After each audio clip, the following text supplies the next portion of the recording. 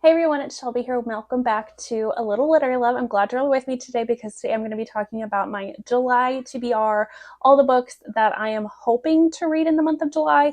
I have a pretty long list of books that I probably will not get to all of them, but I'm in a reading mood where I just want to read all of the books on my bookshelves. So I really don't know that I'm going to get to them. But we'll see how things go. But before we get into all those books, please, if you like this video, make sure you're hitting the thumbs up button and also subscribe if you haven't already. I post videos every Thursday and Sunday, and I love you all being here. I appreciate it so much with me talking about all the books that I'm reading. Great time here. So I'm wanting this month to try to get back into some of my reading goals a little bit more. I kind of scrapped them for the past couple months just because my mental health has not been really doing the best.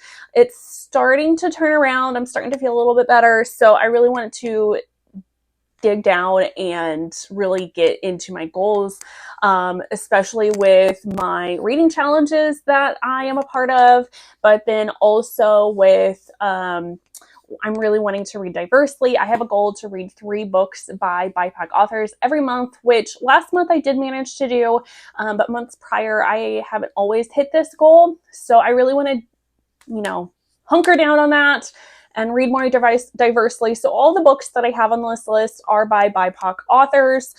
There's one book that is by 2 authors, and I think one of them is white, but the other author is BIPOC. So, also, July is Pride Month, Pride Disability Month. So I have several books in here that have characters with disabilities to try to read for that as well. And yeah, so hopefully I get to read some really great books. Okay, so first up I have Out of Office by A.H. Cunningham. I've had several books by this author on my list to read. This one I'm hoping will work for the Romance-opoly prompt to read a book that takes place by water or like on vacation, so vacation romance, and that's exactly what this one is. Our female main character is a workaholic and she's on vacation, and she has a passionate affair with her driver. Sounds cool. Then I have Captured by Beverly Jenkins. I'm hoping this will also work for one of the Romance-opoly prompts, which is to read about a pirate. This is a historical romance. And I read one Beverly Jenkins book before. I read Indigo, which is like her most revered book. Beverly Jenkins is like huge in the historic romance community. This one is about a slave. She's on board this ship that gets commandeered, I think, by a privateer. And the privateer, he offers her freedom in exchange for a night of passion. Then I have This Is How You Lose the Time War by Amal El-Mohtar and Max Gladstone. This is the one I was talking about. The guy that co-authored this is white, I believe. But I'm hoping this will work for one of the prompts for the Sapphic reading challenge that I've been doing. I still just have to kind of figure out where this author's origins are from, because there's a prompt to read a South Asian author, and then there's another prompt that is to read a Southwest or a Swana author, so Southwest Asian or North African author. And I've seen this book in both of those, so people can put in the books that they're using for those prompts. So I'm not quite sure if either of those are accurate. Anyway, enough of that. This one is about 2 time-traveling agents from different factions. I guess there's time-traveling factions. And they secretly write letters to each other, and they end up falling in love, which sounds super cute. I'm excited about that. Then we have Hear My Heart by Tay Monet. This one I am choosing for because it should fit for Pride Disability Month. Our female main character is deaf, and it sounds like she doesn't really get the greatest attention. Her family is not very great to her, and she ends up getting engaged but then she meets our male main character of the story. So it sounds like this is like a forbidden romance since she is engaged to somebody else. I don't know if there ends up being cheating in this one, but it looks really good. Then I have Lore of the Wilds by Annalie Sprana. This one is a fantasy romance duology. I'm hoping this one might work for one of the Romanceopoly prompts, which is to read an adventure romance. Don't really know if it'll work, but I'll just have to read and kind of see if I think it might work. But this is, like I said, it's fantasy romance. This is the first of a duology. The second book comes out in July, so that's why I thought this would be the perfect time to pick this one up. Just in case it ends on like a really big cliffhanger or something, I can just dive right into book 2 once I finish this one. This one is about our human, or our female main character is human. She lives kind of along the different, like the Fae, sort of. And she ends up making a deal to break into this library that the Fae cannot enter into, but they want her to so that she can get something out for them, I think. But she's also hoping to get into this library so that she can get power for herself. And she has to partner with a couple of Fae males to help her on this like journey of sorts. I know there's like a love triangle happening in here as well. I've heard really great things. Then I want to try Just Our Luck by Denise Williams. I think this might fit for Pride Disability Month. I think one of our characters might have a disability. At least that's what I was kind of seeing from some like recommendation lists. This one is fake dating. Our female main character leaves a winning lottery ticket at our male main character's bakery that is struggling. Don't know how this ends up becoming a fake dating scenario, but it does. And this cover's gorgeous. So I want to try it out. And then we have This Could Be Us by Kennedy Ryan. This is the second book of the Skyland series. I've read the first book back in January, I believe. I loved it, so I just need to finish this series. This one might work for Pride Disability because I think the male main character of the story has autism, or his kids have autism. Somewhere, I think there's a character with autism in this book. So our female main character, I believe, is going through a divorce, and she's kind of on this like self-discovery ness of sorts. And then she forms this like unexpected romance.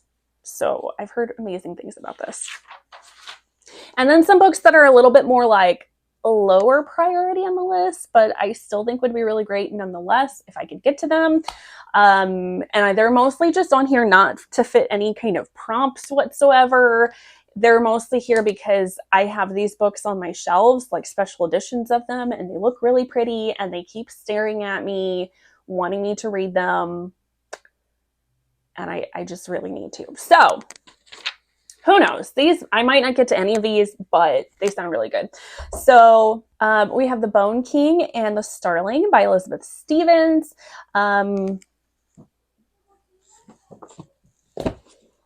I'll grab my pretty copy because I did get this from the author with the sprayed edges. It says, "Come little bird." So The Bone King and the Starling. This is a historical romance. It is a Viking romance. And he ends up coming into her town and demands that she be the one to warm his bed while he was there. It sounds so good. And this is a really short one. So if I pick this up, it shouldn't take me too awful long to get through it. So, and I have Living Legend, which has been on my TBR like past videos, I believe. And I've started it before, but I just wasn't necessarily in the mood for like a fantasy paranormal kind of story. So I put it down, hoping to pick it back up since I'm obviously in the mood for some fantasy because most of this TBR list is like fantasy paranormal stories. This one, all I know about it is that it is a demon and an angel are tasked with working together and they end up falling in love. Then I have Blood and Brujas by Michaela Di Hornado, another one that I've heard so many good things about. This one is about our female main character. She is a Bruja warrior, and her family has been at war with the vampire kingdom. And so then now she is in an arranged marriage with the Vampire King to form a truce between the two like kingdoms. Then I have Celestial Bodies by R.A. Moreau, which let me show you off my beautiful copy of it that I got from Satisfiction. It's so pretty. This one is dubbed as a Beauty and the Beast meets Kill Bill. And this one is our female character is an assassin. She's part of the Serpents, and she is tasked with killing the demon, I believe. Yes, killing the demon prince. He is blind, so potentially works for Pride Disability Month. And then, of course, somehow they end up falling in love with each other. I just think this is so pretty. Then I accidentally summoned a demon boyfriend by Jessica Cage. I've heard so many great things about this one as well, and this just sounds like a fun time. Our female main character in this one ends up getting drunk one night and accidentally summons a demon. And when she summons him, it like ties them together. So then she's trying to figure out how to like unbreak this tie between them, and I guess he becomes her boyfriend. And that just sounds like such a good time. I can't wait. And then I have Black Sun by Rebecca Roanhorse. I recently picked this one up on my birthday. I went to Barnes & Noble, so this is one of the books that I found, and I thought it sounded good. This is just a fantasy. No, I don't think there's any romance in this that I'm aware of anyway. This is about pre-Columbia Americas, like inspired by that. And I'm kind of vague on what exactly is going on in this story. I know there's a ship that is traveling to a holy city. And on board the ship, we have one of our characters who is supposed to be like a disgraced captain. So she's running the ship. And then there's also this man who is blind and he's very mysterious. That's also on this ship. There's something about like the return of a god, magic. There's supposed to be like political intrigue and stuff in here. I don't know, but this has amazing reviews. And when I was at the checkout for this, the bookseller was telling me, she was like, this is an amazing book. So I was like, okay, I don't know. I want to try it out and see what it's about. So I believe that is all the books that I have on my TBR. I know it's a very long list. That's why this is a hopefuls list. Hopefully I will get to these, although more than likely I will not get to all of these, but we'll see how things go. So if you want, or if you like this video, make sure you're hitting that thumbs up button. Also leave a comment down below about some of the books that you were wanting to read in July.